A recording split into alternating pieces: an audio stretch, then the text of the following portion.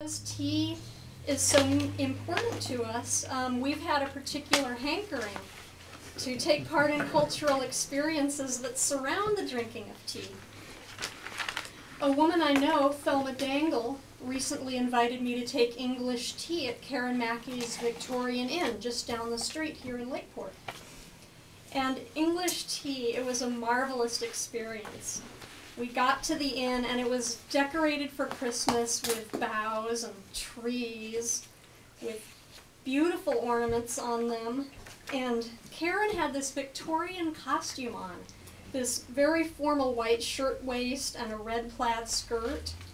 And she served Mad Hatter's tea, which is a type of black tea with additional flavorings. I don't remember what she said were those flavorings. But they were in dainty cups and saucers with water that was suitably hot. And too many restaurants, as an aside, will serve tea water that is tepid or even cold. And Karen and I both think that this practice is appalling and barbaric. But the most incredible part of my experience was that I was able to eat some of the food. This might seem a trivial accomplishment, but my relationship with food has been very complicated. There are certain food textures and tastes that I find it very difficult to handle. Egg, tuna, or potato salads, for example, are cold and clammy and chunky. And the finger sandwiches before me at Karen's English Tea were made with an egg or a potato salad. When I was a child, these types of food were a source of huge anxiety for me because I could not put them in my mouth without gagging. I tried to avoid anything that was cold and clammy and chunky. And my mom has even told me that when I was a baby, she came home one day and the babysitter had tried to feed me chocolate cake. And I just would not open my mouth. And so it ended up all over me.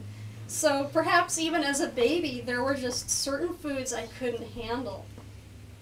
I particularly dreaded what I call exploding foods like cherries or grapes. Once my teeth punctured the skin, the sudden rush of cold, wet texture was absolutely overwhelming.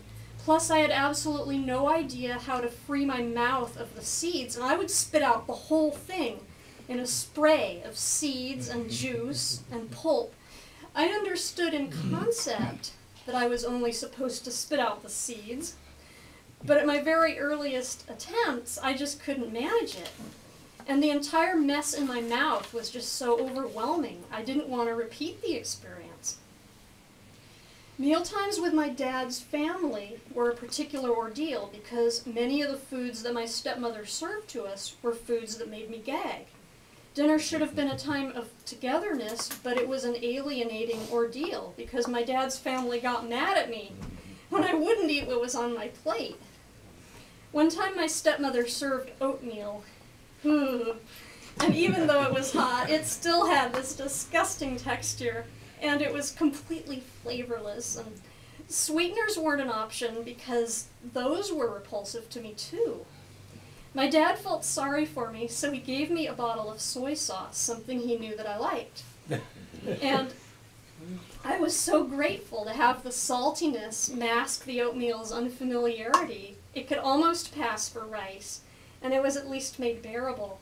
But my stepmother got so mad at us, she accused him of encouraging me, as if I was doing all of this on purpose.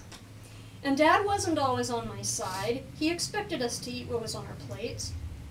And he also made a big deal about liking ice cream, as if it was somehow genetically imparted. All Parkhills eat ice cream, he would say. I absolutely hated these scenes with my dad's family, and I hated the gag reflex. I didn't understand what was wrong with me, and I felt alone and scared that I just couldn't manage eating food the way that everyone else seemed able to. And I just knew I wasn't normal and that it just was not okay. Whenever I was able, I tried to stick with safe foods and was afraid to try new things. This went on for years, and to this day there are foods I won't eat at all because the aversion is just too strong. My husband and I have been working together to try and expand our palate. We'd start with something familiar, and maybe we'd add just a little bit of element of change, like maybe a new texture, or a different type of seasoning. We worked slowly and gradually to introduce new foods, and I think I've come a long way. I even started eating salsa, which is as cold and clammy as they come. Jonathan picked flavors he knew I'd like because they were similar to hot foods that are already among my favorites. So when I finally took high tea, I was ready for these finger sandwiches, even though they were scary and I had all this, sandwich baggage. It was much more important to me to participate in the tea drinking ritual than to let fear conquer my enjoyment. I took very tiny bites, but I managed to chew and swallow without gagging on the sandwiches.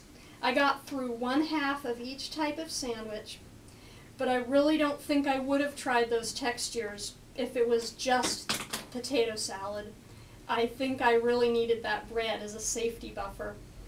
Maybe the rest will come in time, but in the meantime, I feel very fortunate that I have people in my life who love me and are willing to accept me as I am. Thank you.